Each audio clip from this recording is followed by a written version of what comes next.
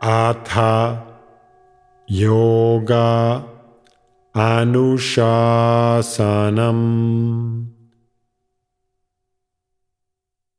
Namaste. Welcome to Unravel the Thread, a podcast for people who want to apply the Yoga Sutras to yoga practice and to life today.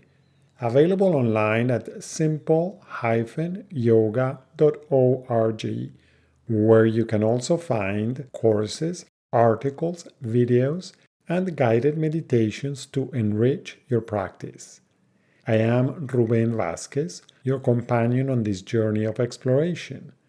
On today's episode, we continue our journey through the second chapter of the Yoga Sutra, with the sutras presenting the effects of practicing the niyamas.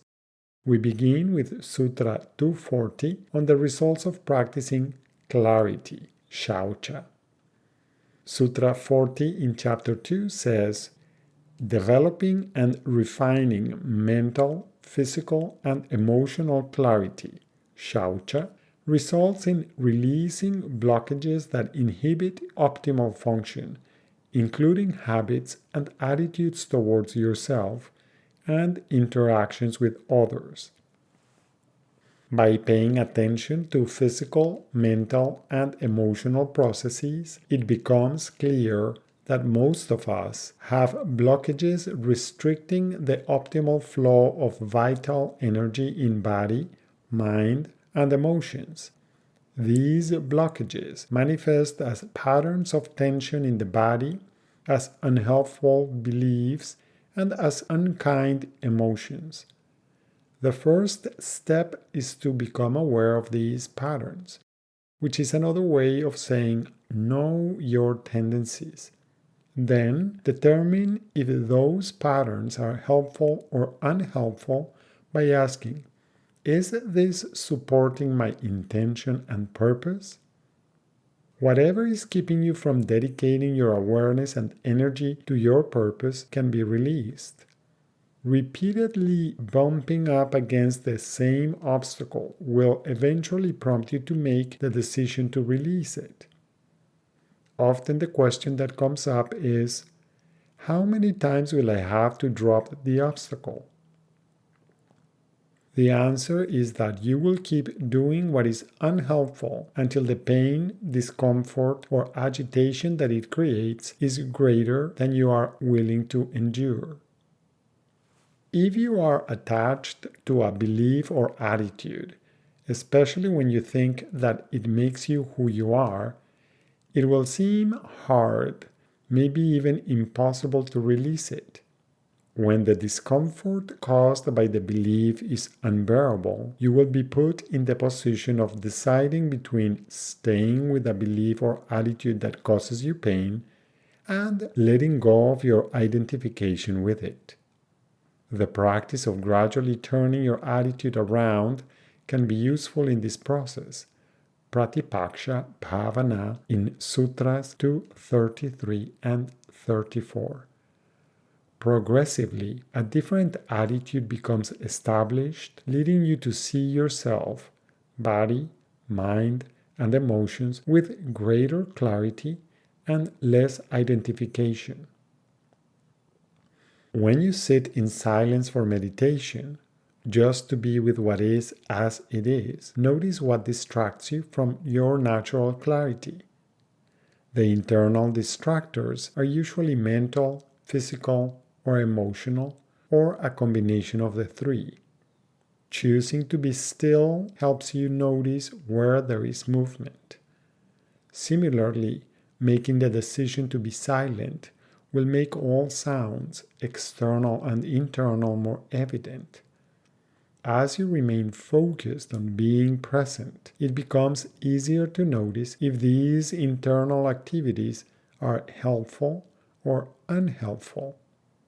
You become aware of patterns in the distractions as well as of your own reactivity patterns.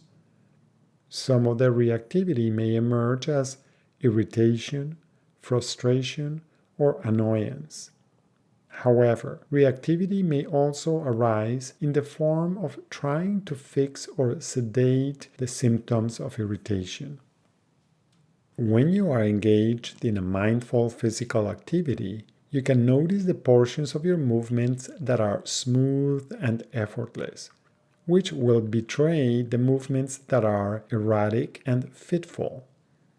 Bringing more clarity into one movement will offer insight into ways of smoothing out the irregular movements. Further questions for exploration include: how do you cultivate clarity in your own life? Are there areas of your mental, physical, or emotional life that you choose to ignore?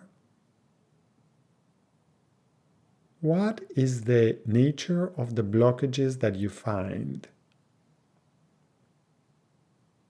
Is it possible that some of those blockages result from your own beliefs? Is there a relationship between who you think you should be and those blockages? How do you deal with the obstacles on your path? Do you see the obstacles as nuisances or as teachers? What contributes to cleansing your senses? How can you cleanse yourself mentally, physically, and emotionally? How are you refining your present level of clarity? In the next sutra, you will find the results of practicing shaucha. As usual, one more way of exploring the meaning of this sutra is by chanting it. You can choose to chant it in its traditional form with some of the words coming together. Shauchat swanga jugupsa paraida samsargaha. Another option is to chant each word in the sutra individually.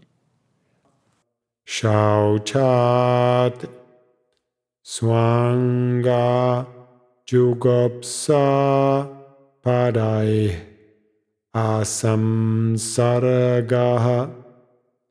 Shauchat swanga jugupsa padai asamsargaha.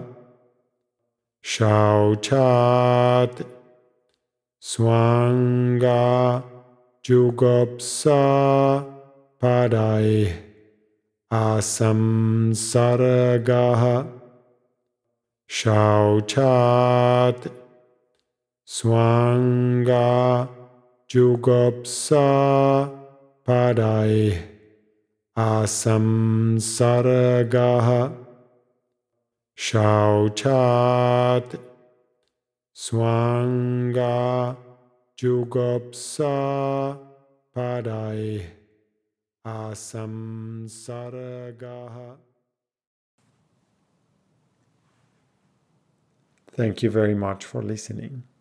I hope you can join me for the next episode when we will continue by exploring the effects of practicing the niyamas with Sutra 241.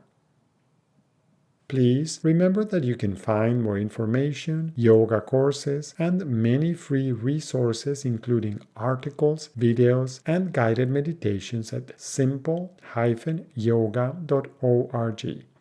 I would appreciate it if you could share this podcast with others. Thank you. Until next time, Namaste.